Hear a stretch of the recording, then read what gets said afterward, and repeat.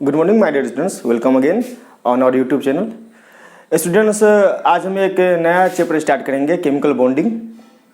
Students, यह chapter बहुत ही इंपॉर्टेंट है एग्जाम पॉइंट ऑफ व्यू से। अगर आप देखोगे, चाहे नीट एग्जामिनेशन हो या जेई के एग्जामिनेशन हो, हर एक साल क्वेश्चंस आते ही आते हैं। नीट में तो 3 से 4 क्वेश्चंस आते हैं, जेई में भी 1 या 2 क्वेश्चन तो आ ही जाते हैं।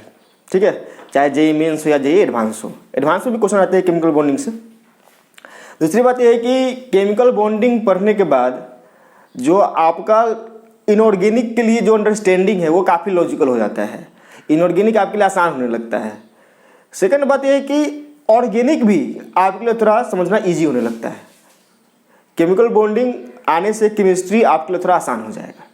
ठीक है, एक बात यह भी है कि केमिकल बॉन्डिंग से क्वेश्चंस आते हैं एग्जामिनेशंस में, वो आसान होते हैं और वो इजीली सॉल्व हो जाते हैं, तो ये स्कोरिंग भी है। ठीक है, तो चलो हम पढ़ते हैं केमिकल बॉन्डिंग।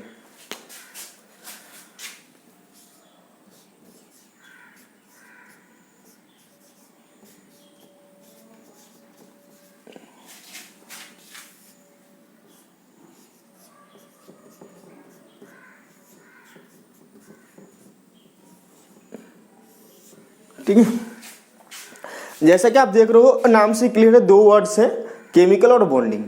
मतलब कि बंधन बनेगा, बॉन्ड बनेगा केमिकली। ठीक है, पहले मैं केमिकल बॉन्डिंग के डिफिनीशंस पढ़ाता हूं।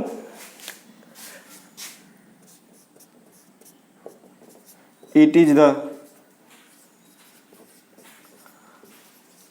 Force of attraction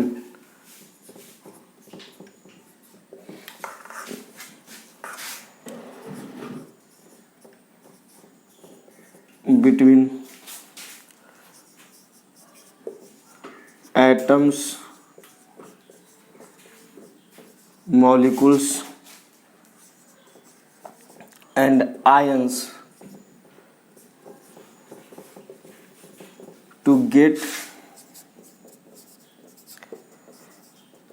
stability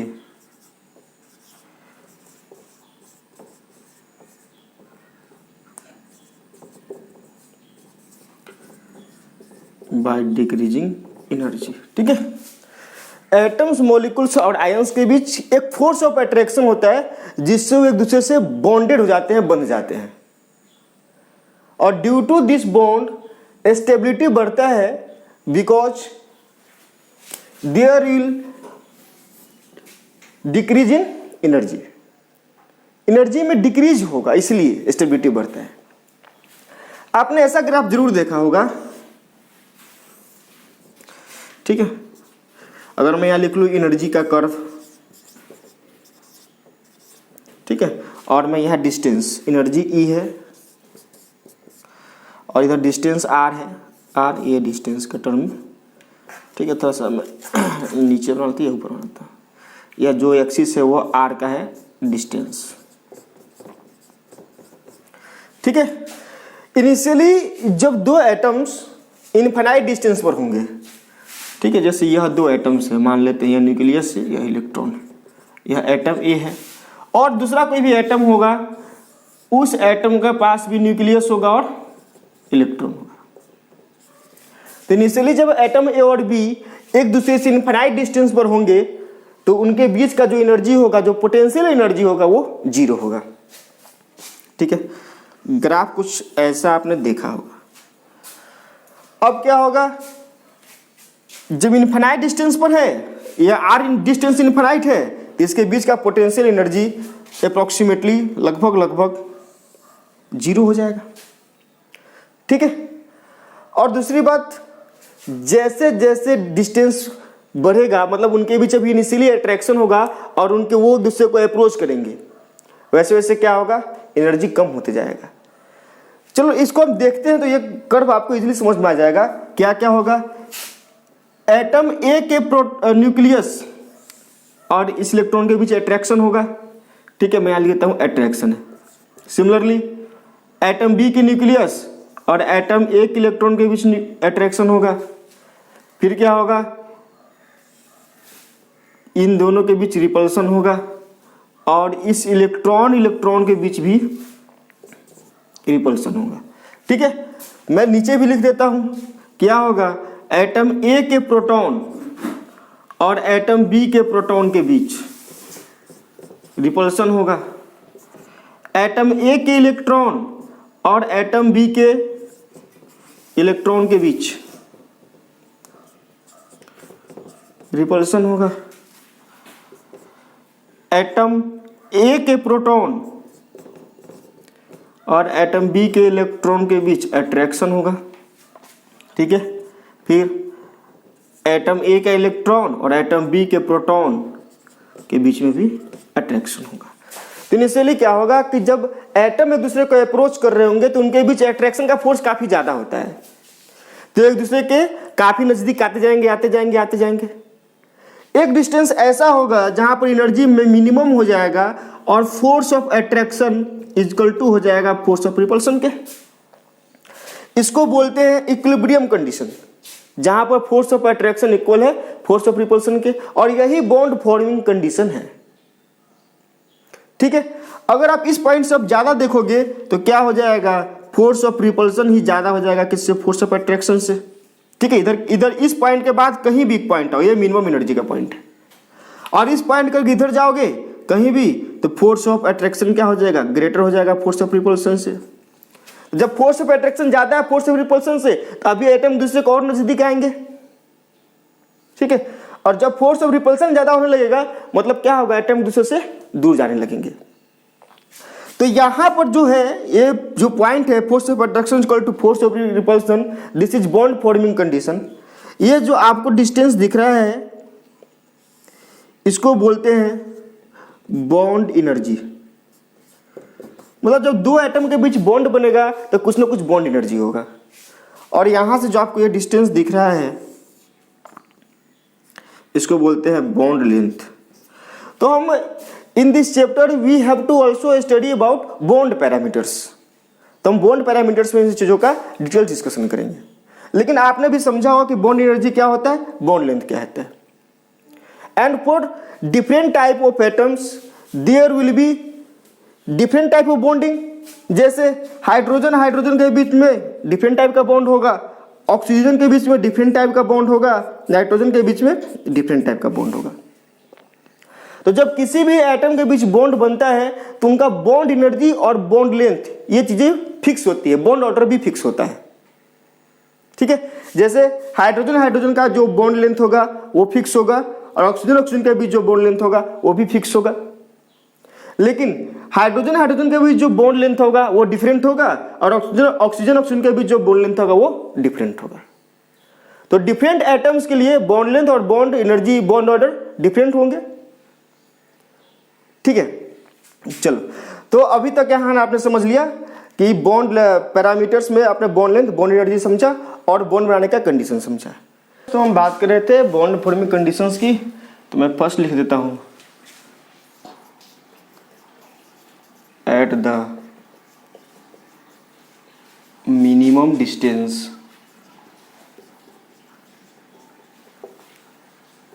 where force of attraction is equal to force of repulsion is bond forming condition। ठीक है, सेकेंड में लिखता हूं, if net result is attraction,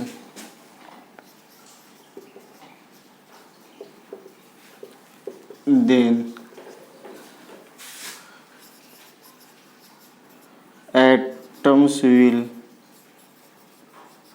form bond and lower its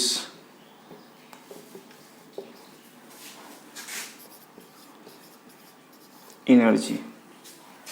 third है constraints condition, कि stability जो होगा, stability और डायरेक्टली प्रोपोर्शनल होगा किसके, अट्रैक्शन के, मतलब अट्रैक्शन बिटवीन एटम्स के, और ये अट्रैक्शन जो है वो इन्वर्सली प्रोपोर्शनल होगा एनर्जी के। ठीक है, मतलब अट्रैक्शन जितना ज़्यादा होगा स्टेबिलिटी उतना ज़्यादा होगा और एनर्जी उतना ही कम होगा। मैं स्टूडेंट नेक्स्ट लिख देता हूँ, बॉन्ड फॉर्मेशन इज एन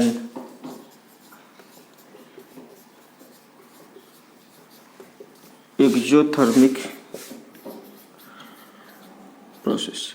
जो बॉन्ड फॉर्मेशन है वो एक्सोथर्मिक प्रोसेस है, बिकॉज बॉन्ड फॉर्मेशन में क्या होता है, एनर्जी रिलीज होता है, इसलिए यह एक एक्सोथर्मिक फॉर्मेशन है। स्टूडेंट्स हम अब दूसरी बात ये करेंगे, जो नेक्स्ट बात हम ये करना चाहेंगे कि कोई भी इंडिविजुअल एटम्स क्यों कंबाइन करेगा।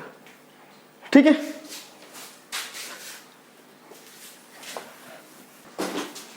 ठीक है स्टूडेंट्स, अब हम ये बात कर रहे हैं कि कोई भी इंडिविजुअल एटम्स कंबाइन क्यों करेगा। ठीक है, any atoms will combine with other atoms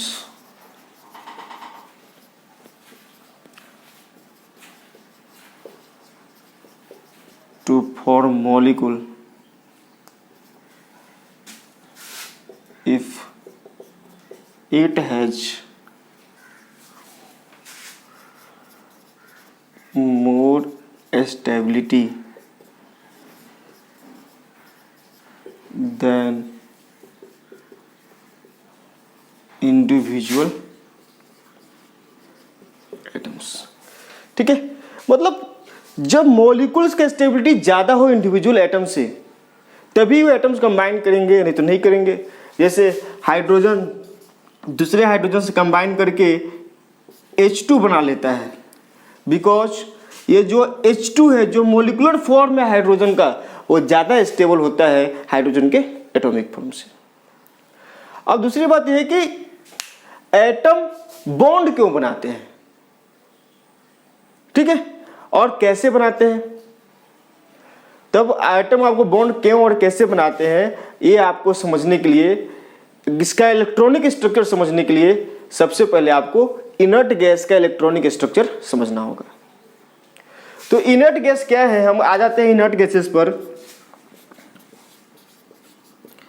inert gases periodic table में ये ग्रुप 18 में कौन कौन सा है, हीलियम है, नियन, आर्गन, क्रिप्टन, जेनन और रेडॉन। ठीक है, ये जो एटम्स आपको दिख रहे हैं इनको हम लोग बोलते हैं noble gas. These atoms generally do not react, ये किसी अदर एटम से कंबाइन नहीं करते स्टूडेंट्स, बिकॉज इनका जो स्टेबिलिटी है वो ऑलरेडी मैक्सिमम है और जो एनर्जी है ऑलरेडी मिनिमम है। मतलब किसी अदर एटम से कंबाइन करने पर इसका स्टेबिलिटी बढ़ने वाला नहीं है, और जब स्टेबिलिटी बढ़ेगा ही नहीं अदर एटम्स कंबाइन करने से तो यह बॉन्ड फॉर्मेशन में पार्टिसिपेट नहीं करेगा। तो जो दो बातें हो रही हैं, फर्स्ट बात ये कि एटम कंबाइन क्यों करते हैं, एटम बॉन्ड क्यों बनाते हैं, तो ये बात आपको ये समझ में आ गया होगा, एटम बॉन्ड क्यों बनाते हैं, एटम कंबाइन क्यों करते हैं। इसमें अगर आपका इसका इलेक्ट्रॉनिक कॉन्फ़िगरेशन देखो तो इसका होता है 1s2, नियॉन का देखोगे तो होगा हीलियम 2s2 2p6, आर्गन का देखोगे तो नियॉन 2s2 2p6, क्रिप्टन का देखोगे तो आर्गन 2s2 2p6। ठीक है, सिमिलरली आप जीनोन और रेडॉन का भी लिख सकते हो। तो तो आप इसमें क्या देख रहे हो, आप इसमें ये देखो कि इनका जो आउटर मोस्ट सेल है और आउटर मोस्ट सेल में जो प्रेजेंट ऑर्बिटल्स हैं, ये ऑर्बिटल्स फुलफिल्ड है, और हमें पता है कि fulfilled orbitals are more stable. तो इनका जो इलेक्ट्रॉनिक कॉन्फ़िगरेशन है वो एक्सेप्शनली स्टेबल होता है। तो अब जो एटम है वो कंबाइन इसलिए करना चाहेंगे कि वो इस तरह का इलेक्ट्रॉनिक कॉन्फ़िगरेशन अपने आउटर मोस्ट सेल में गेन करना चाहेंगे। बट इससे कुछ एक्सेप्शन भी है, उन एक्सेप्शंस को भी हम देखेंगे। ठीक है, जब ल्यूइस थ्योरी पढ़ेंगे तो वहाँ इनके सारे एक्सेप्शंस को भी हम डिस्कस करेंगे। लेकिन एक मोटा माटी रीजन आपको ये समझ में आ गया कि एटम्स कंबाइन इसलिए करते हैं क्योंकि वो स्टेबल इलेक्ट्रॉनिक कॉन्फ़िगरेशन गेन करना चाहते हैं, लाइक नोबल गैसेस। ठीक है, अब दूसरा क्वेश्चन ये है कि एटम कंबाइन कैसे करते हैं, बॉन्ड कैसे बनाते हैं। ठीक है, तो एटम बॉन्ड बना सकते हैं, वो 3 वे में बनाते हैं।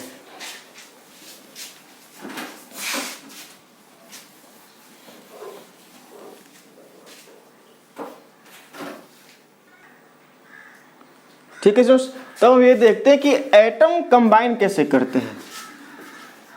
How do atom combine, atoms combine, atoms combine कैसे करेंगे। तो मैं यहाँ लिखता हूँ कि एटम्स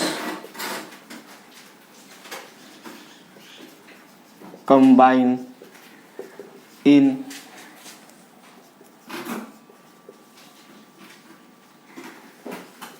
थ्री वेज। फर्स्ट है bye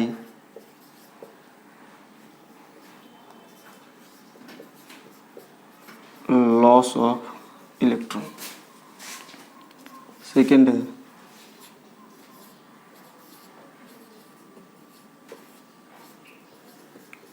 by gain of electron, and third is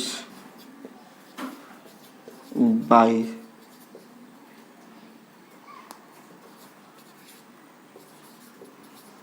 sharing of electron.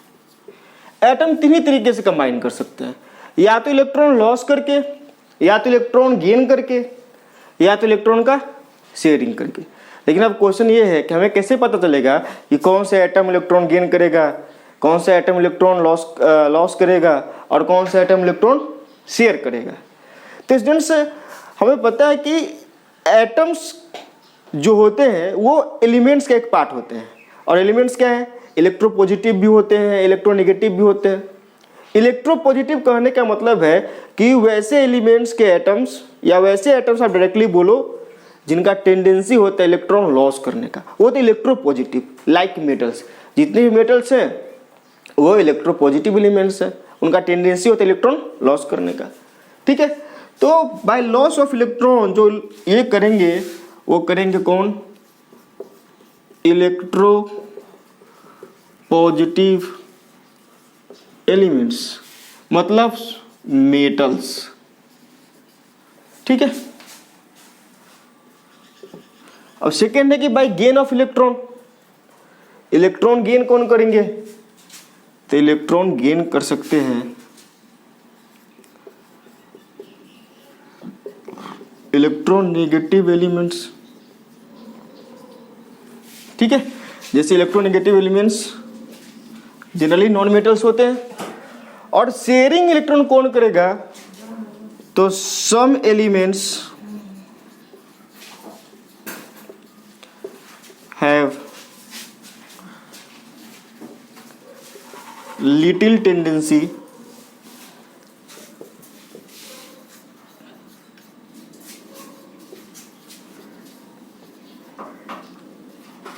to gain electrons and little tendency to loss electrons. कुछ एटम्स का टेंडेंसी होगा, थोड़ा सा टेंडेंसी इलेक्ट्रॉन गेन करने का भी, और थोड़ा सा टेंडेंसी इलेक्ट्रॉन लॉस करने का, मतलब दोनों तरह का टेंडेंसी रखता है वो। तो ऐसे एटम्स क्या करेंगे ना ही गेन करेंगे इलेक्ट्रॉन, ना ही लॉस करेंगे, वो क्या करेंगे, इलेक्ट्रॉन का शेयरिंग करेंगे। ठीक है, तो ये 3 वेज है एंड बेस्ड ऑन 3 वेज हम पढ़ेंगे टाइप्स ऑफ बॉन्ड्स। तो हमारा नेक्स्ट टॉपिक है टाइप ऑफ बॉन्ड्स। ठीक है, यहां से 2 बातें मैं आपको फिर से याद कराता चलूं। पहली बात क्या कि एटम्स कंबाइन कैसे करते हैं, तो एटम कंबाइन करते हैं इन 3 वेज में। और दूसरी बात क्या कि एटम कंबाइन क्यों करते हैं, why do atom combine, because atoms wants to get stability gain करने के लिए, स्टेबल इलेक्ट्रॉनिक कॉन्फ़िगरेशन गेन करने के लिए। ठीक है, our next topic will be types of bonds. ठीक है सर, अब हम पढ़ेंगे नेक्स्ट टाइप्स ऑफ बॉन्ड्स। ठीक है सर, बॉन्ड्स जो होगा वो जनरली 2 टाइप्स के होंगे।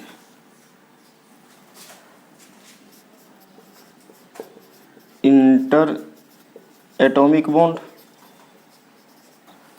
इनको हम लोग स्ट्रॉन्ग बॉन्ड भी बोलते हैं। These bonds are very strong bonds. और सेकेंड है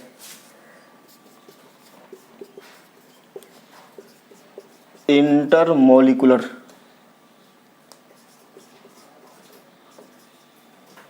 बॉन्ड्स। ठीक है, इनको हम लोग वीक बॉन्ड भी बोलते हैं। मतलब ये बॉन्ड बनेंगे एटम्स के बीच में, इसलिए इनको बोला इंटर एटॉमिक बॉन्ड। और ये बॉन्ड बनेंगे मॉलिक्यूल्स के बीच में, इसलिए इनको बोला इंटर एटॉमिक बॉन्ड। ये वीक होते हैं और ये स्ट्रॉन्ग होते हैं। इनका जो बॉन्ड एनर्जी होता है इंटर एटॉमिक बॉन्ड का, वो जनरली 200 to 400 किलो जूल पर मोल होता है। और जो वीक बॉन्ड का बॉन्ड एनर्जी होता है वो जनरली 2 to 40 किलो जूल पर मोल होता है।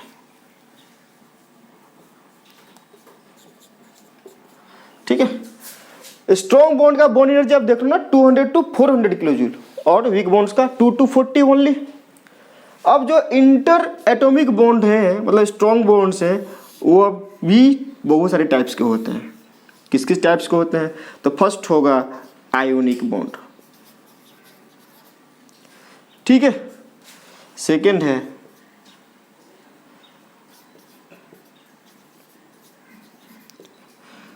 कोवैलेंट बॉन्ड, थर्ड है कोऑर्डिनेट बॉन्ड, फोर्थ है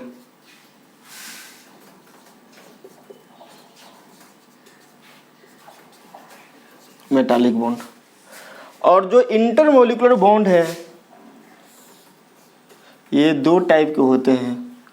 फर्स्ट तो हाइड्रोजन बॉन्ड्स या H बॉन्डिंग लिख देता हूँ, और सेकेंड जो होता है वो होता है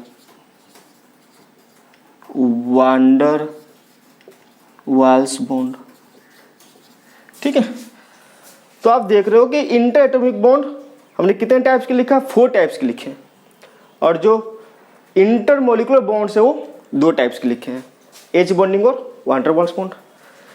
अगर आप देखो कि आयोनिक बॉन्ड कैसे बनते हैं, तो आयोनिक बॉन्ड बनता है students by the complete transfer of electron. मतलब एक एटम ऐसा होगा जो इलेक्ट्रॉन का कंप्लीट गेन लॉस कर देगा, और एक एटम ऐसा होगा जो उस लॉस के इलेक्ट्रॉन को गेन कर लेगा।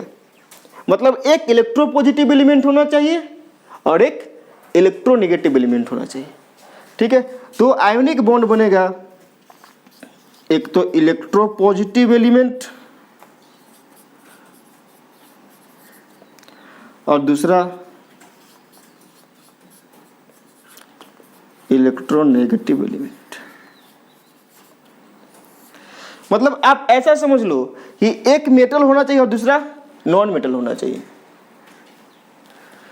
कोवैलेंट बॉन्ड और कोऑर्डिनेट बॉन्ड जो आप देख रहे हो, 2 अलग अलग देख रहे हो। एक्चुअल में बिफोर फॉर्मेशन ये कोऑर्डिनेट बॉन्ड बनने के पहले थोड़ा सा डिफरेंस है कोऑर्डिनेट बॉन्ड और कोवैलेंट बॉन्ड में, but after bond formation there is no difference between coordinate bond and covalent bond. तो ये जो दोनों टाइप का बॉन्ड है वो इलेक्ट्रोनेगेटिव एलिमेंट्स के बीच में बनते हैं, electronegative elements plus electronegative elements.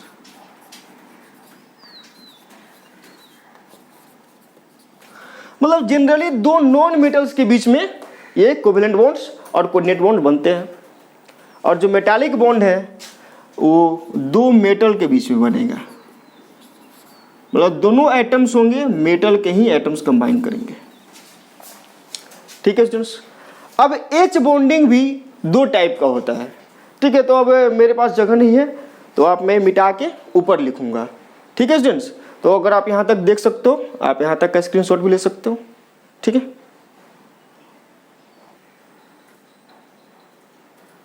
ठीक है स्टूडेंट्स, हम बात करेंगे अब एच बॉन्डिंग की। एच बॉन्डिंग किसका टाइप था? तो एच बॉन्डिंग टाइप था वीक बॉन्ड्स का।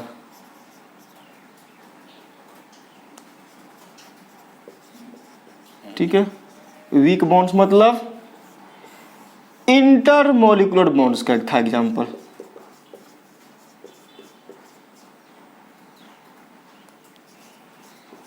Intermolecular bonds. ठीक है, इसके हमने दो टाइप पढ़े थे। ठीक है फ्रेंड्स, अभी थोड़ी देर पहले हमने इंटर एटॉमिक बॉन्ड्स के सारे टाइप्स देखे हैं डिटेल्स में। अब हम लोग देख रहे हैं इंटरमोलिकुलर बॉन्ड्स के। इसमें आपको दो टाइप दिखाए थे पीछे, एच बॉन्ड्स। ठीक है, जनरली एच बॉन्डिंग ही बोलते हैं, और सेकेंड बोला था van der Waals, van der Waals bonds. ठीक है, ये दोनों वीक बॉन्ड्स होते हैं। एच बॉन्डिंग होता है दो टाइप्स का, एक होता है इंटरमोलिकुलर एच बॉन्डिंग, और सेकंड होता है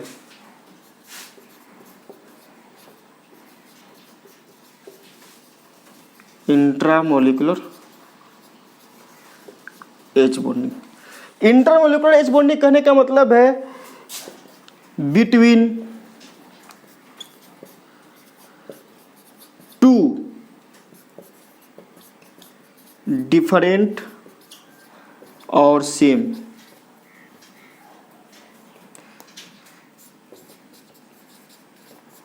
मॉलिक्यूल्स। इंटरमोलिकुलर बॉन्ड कहने का मतलब है कि दो अलग अलग मॉलिक्यूल के बीच ये इंटरमोलिकुलर एच बॉन्ड बनेगा, और इंट्रामोलिकुलर एच बॉन्डिंग कहने का मतलब होगा in same atoms, sorry in same molecules.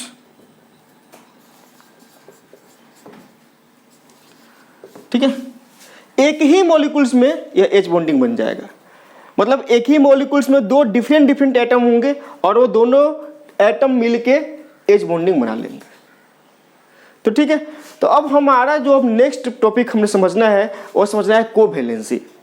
Because जब तक आप कोवैलेंसी आप नहीं समझोगे, आप बॉन्ड बनाना आपको ठीक से नहीं आएगा, फिर लुईस थ्योरी समझने में प्रॉब्लम होगा। और जब लुईस डॉट स्ट्रक्चर बनाओगे तो वहां पर आप रुक जाओगे, एक सोचोगे कि ये कैसे बनेगा, कैसे नेक्स्ट वाला ड्रॉ करे, कितना बॉन्ड्स बनाए, ये सब बातें आपको समझने में प्रॉब्लम हो सकती है। तो नेक्स्ट हम टॉपिक पढ़ेंगे कोवैलेंसी।